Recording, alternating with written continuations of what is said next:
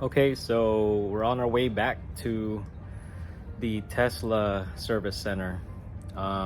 They kept it for 2 days. It was supposed to be picked up yesterday, but I told them I couldn't pick it up. So I'm waiting for my Uber. It's been raining in the morning. Let's go see what we could find out. There is a long list of fixes that they've applied. I'll be sharing that with you in this video, so stay tuned. I had to take a little pit stop, so I might as well use the Uber credits to run errands. So I gotta get these glasses taken care of. I got these like a few weeks ago, and they forgot to add the transitions on them, so I have to take them back and they're gonna replace the lens.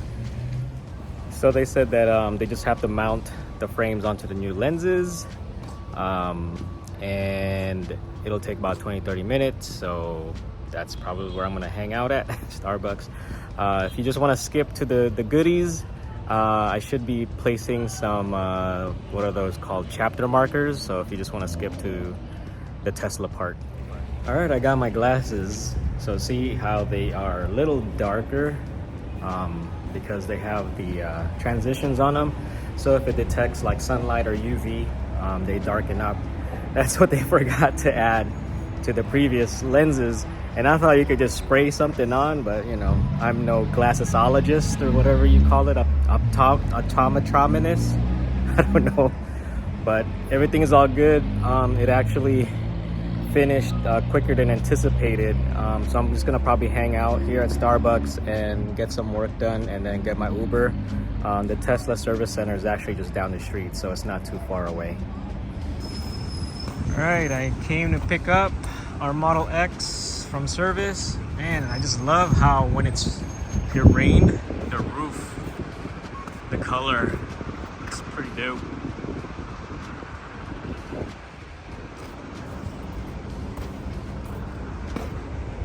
Alright, I wonder if that's normal. I just popped the wing open and water drip. So I'm just recording just in case, because it doesn't rain here often. But yeah, maybe it's just a buildup. I don't know. All right, so someone had commented that the front Tesla emblem isn't straight, so I'm just gonna do a close-up of mine. Different angles. Not really sure. Is it because it's, I don't know. So that's what this looks like, and I'm gonna walk over to a black Plaid. So this is one of their future loaner cars. It's a black Model X Plaid. Here is the front. Not really seeing a difference.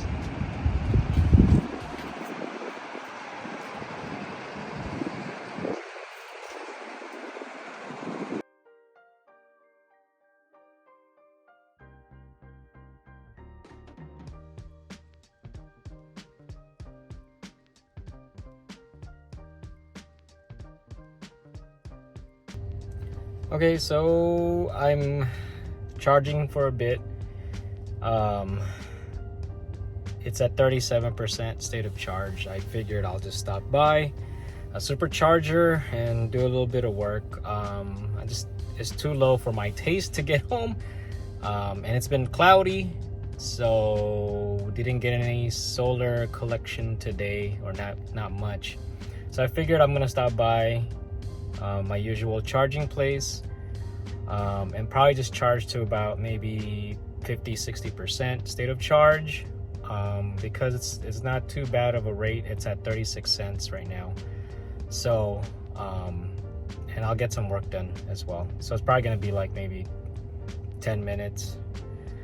I'm probably not even gonna get to do a lot of work. So but yeah, I'm gonna start gathering some information for this video and go from there. Okay, so we're gonna go over the invoice that was provided to me with description of work and correction. So the first one is, upon delivery, customer states front right side of bumper by fender is not flush, picture attached. Verified customer complaint, performed minor adjustments On right side, fairing found to be within fitment manufacturer specs. No further action required. So it sounds like they didn't do anything, although underneath there's a correction: exterior component panel glass adjustment 0.4. I'm assuming this is in millimeters.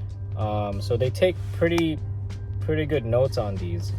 And then the other one is exterior component panel glass adjustment 0.6. So I'm assuming again it's millimeters because it doesn't have any measurements. But so the bumper itself is not lined up properly, and they adjusted it.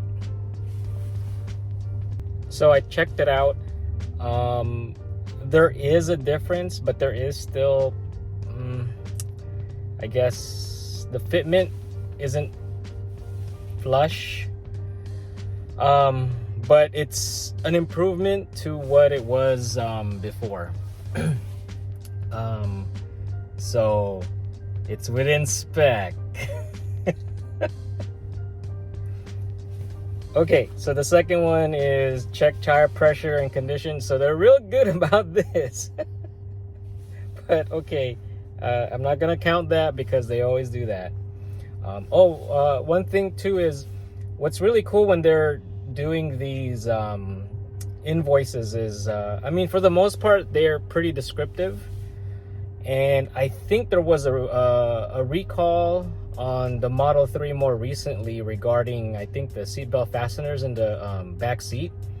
And so it was, I think, related to if the service center actually removed the back seat to do some work, and when they put it back, there was some issue or something. But if I could find the article, I'll link it below. But the only way to determine the affected cars is because of the notes that they put in these invoices. So do pay close attention to these invoices. If they're not detailed, like try to see if you can get more detailed information about the work that's been done. But so far they've been pretty good about keeping track of what has been done, because if there was an issue that occurred after they tried to fix another issue, then they could just look back to these notes. All right, so here's a big one. Customer states rubber seal piece on driver's side wing window seems to be peeling off. Oh no, this is not the one. Check driver's side Falcon door found sealed to be intact. No further action needed at this time. They said they did correct exterior component panel glass adjustments to 0.2 millimeter. So this one is more of like, what is it?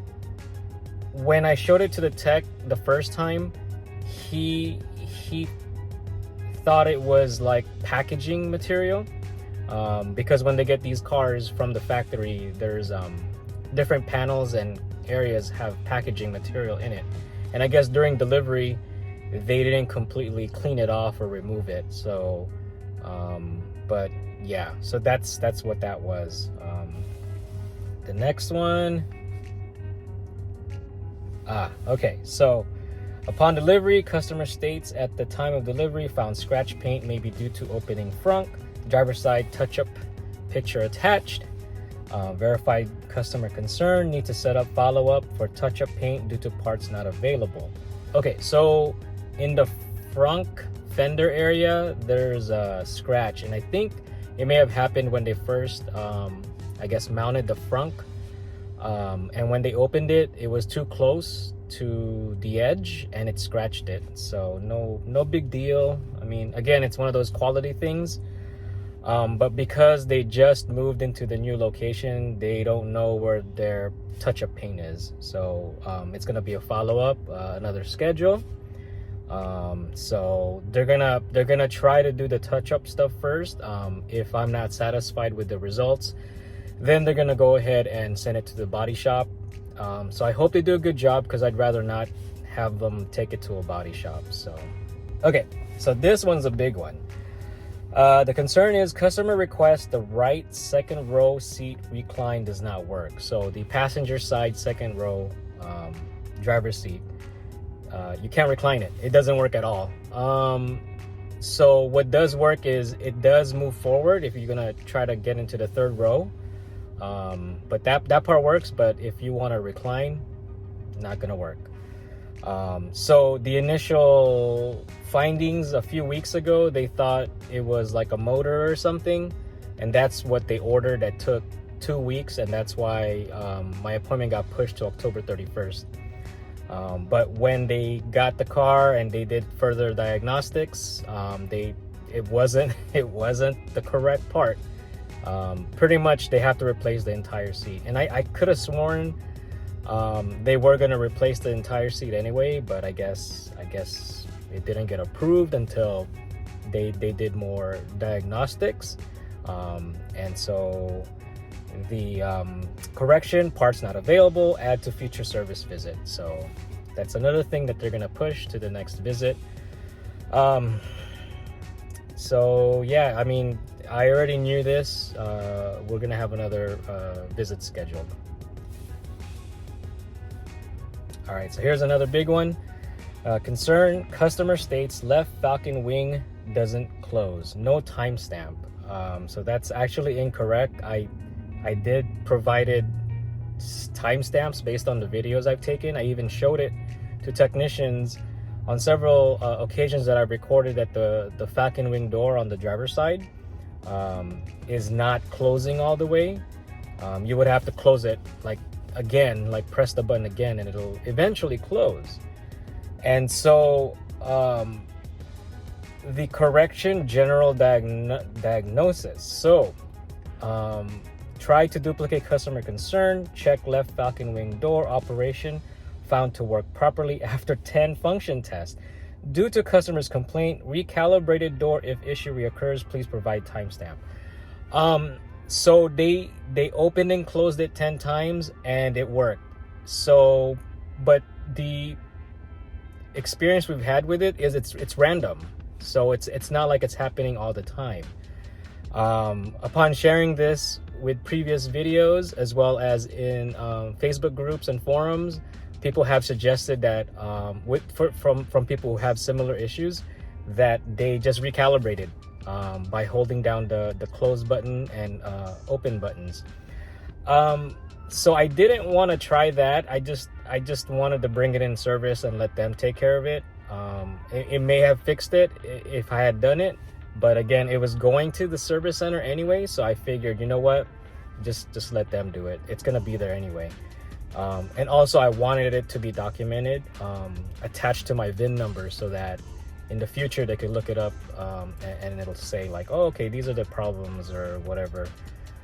So I didn't think it was too big of a concern based on what people have shared online, but and also the information that other people have provided, the fact that a lot of people who had similar experiences, by resetting or recalibrating the doors, it fixed itself, led me to believe that I don't think it was a hardware issue, but I just wanted the service techs to take a look and have them like, yeah, take a look. I don't know. Hold on.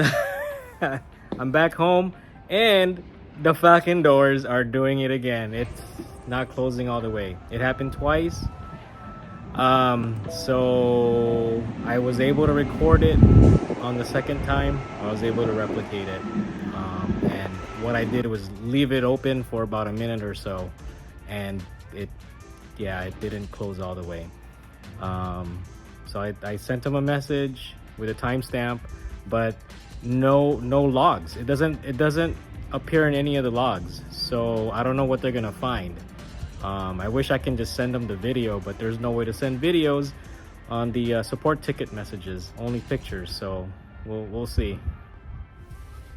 Okay, so the next one is customer states the driver's side A-pillar where the sun visor is attached is not closed up all the way. We compared it to the passenger side and it's closed up, picture attached. So yeah, this is the one where the sun visor is on the driver's side. It's not sealed up or closed up all the way. So verified customer concern, found A-pillar manufacturer defect, No parts available. We'll have to set customer up with follow-up visit. So this is the third issue that is going to be handled, or second or third, I lost count, that they're going to address in the next follow-up visit. So they're going to order the part. One thing with this one is I thought you would just have to add more adhesive. I thought it was plain and simple, but I guess there's a larger issue according to this information. They're actually going to replace the entire pillar, the A pillar, but they don't have the part. So I guess they don't take shortcuts. Like they actually do follow the specs. Whenever they say within specs, they actually do follow those specs. And if they can't address it by just adding adhesive to it, they're replacing the whole thing. So that might be a good sign. I don't know. But I've been having some good experiences again with this service center. So yeah. They also said that the interior component trim seal adjustment was adjusted by 0.05 millimeter. So this number 8 one looks like it's the same issue. Okay, so this next one, customer states when parking or traveling at very low speeds, 1 to 8 miles per hour, and turning the yoke, there's clicking noises. So this, I don't know why it's still on this invoice, but this was actually addressed previously, and I have a video of it if you want to go check that out. The correction that was performed was torquing up the suspension, and it seemed to have fixed it. Now there was some little bit more noise. It's more subtle and it's rare. So Abby first noticed it. I didn't notice it until I drove it more, and there was some noise. I had another technician take a test drive with me the other day before I left it, and he did hear it, and he believes it's because the Model X is just a really heavy car. So this is just suspension related, but it's nothing to be concerned about. It's just a heavy car. He foresees similar, I don't know if it's an issue, similar features, I don't know, with the Cybertruck, because the Cybertruck more than likely is going to be a heavier car, and he foresees similar noises, but they say that it is a within spec, I guess.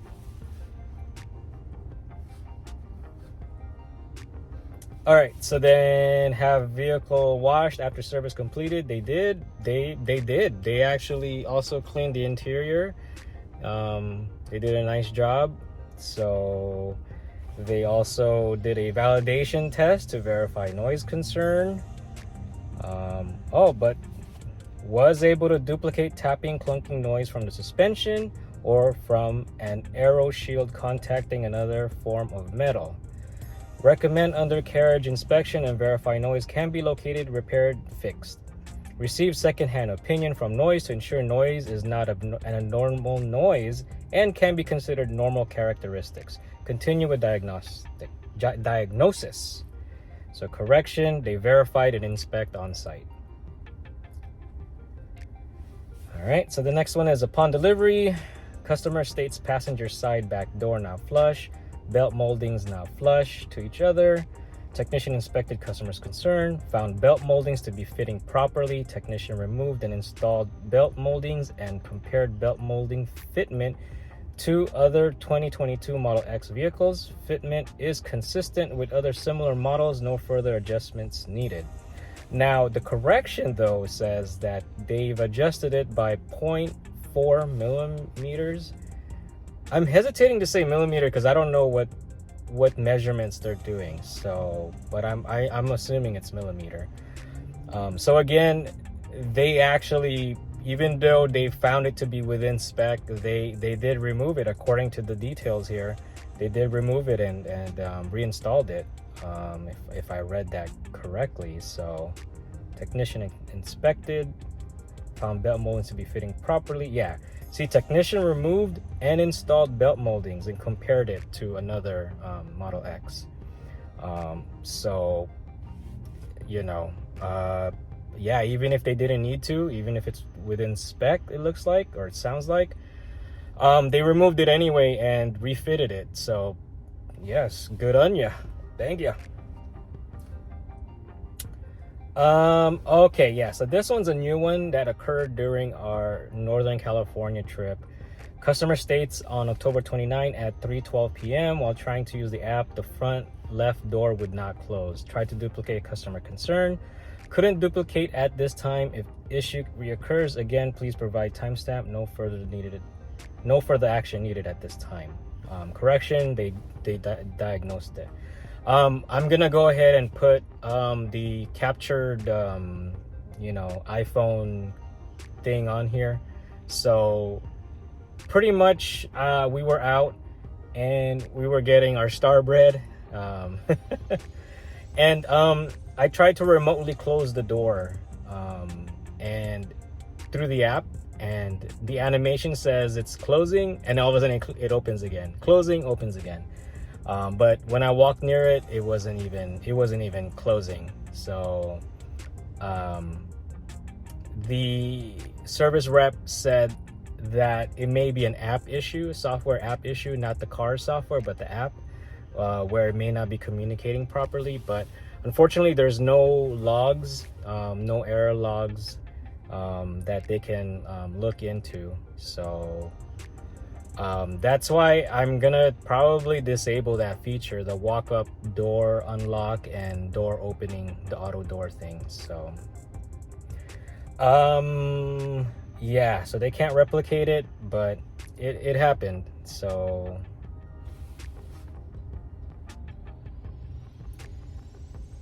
customer states rear back door glass is not slush to B pillars.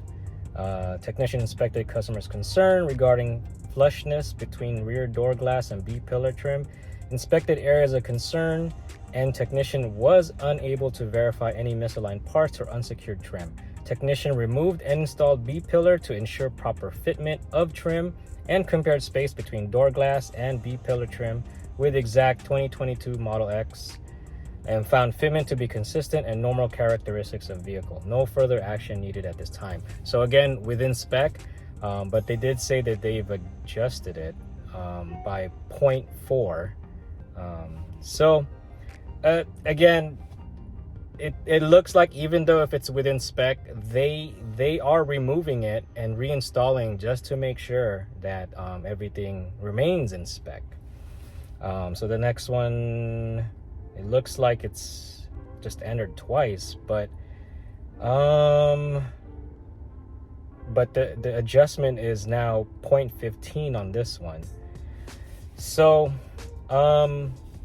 I don't remember some of these, like this one in particular. I don't remember because it's been weeks. It's been weeks since I noted all these things because we took delivery end of September and it's now beginning of November. We got it back and we're barely getting it corrected. So I don't even remember some of these things, but I mean, aside from not getting a loaner and just Uber credits and just having to go back and forth, other than that, I mean, this particular service center has been a good experience. So, I mean, from the sound of it, even if it's within spec, they are removing the part and reinstalling and remeasuring things. So I thank you for that.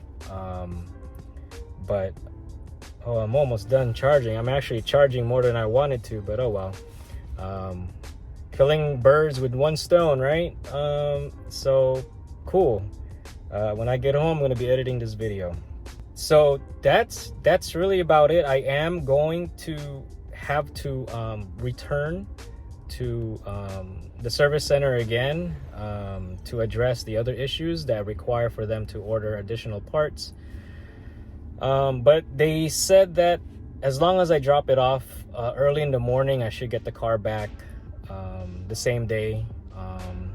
And yeah, So we'll go from there. I'll continue to update every time I take it to the service center. So hopefully these videos I'm doing have been helpful to you people, to give you an idea of, yes, there are problems, especially the Model X. This one has been the most problematic as far as number of issues compared to my previous Model 3 or Model Y 7-seater, and then my current Model Y Performance. The Model X has had a longer list of issues, but every single one so far they've been able to address, and the experience has been good, you know, aside from, again, just having to keep going back. So hopefully you like this video. Please subscribe and like the video, and stay tuned for more updates, because there will be more updates with me going back to the service center. Thanks for watching. See you on the next one.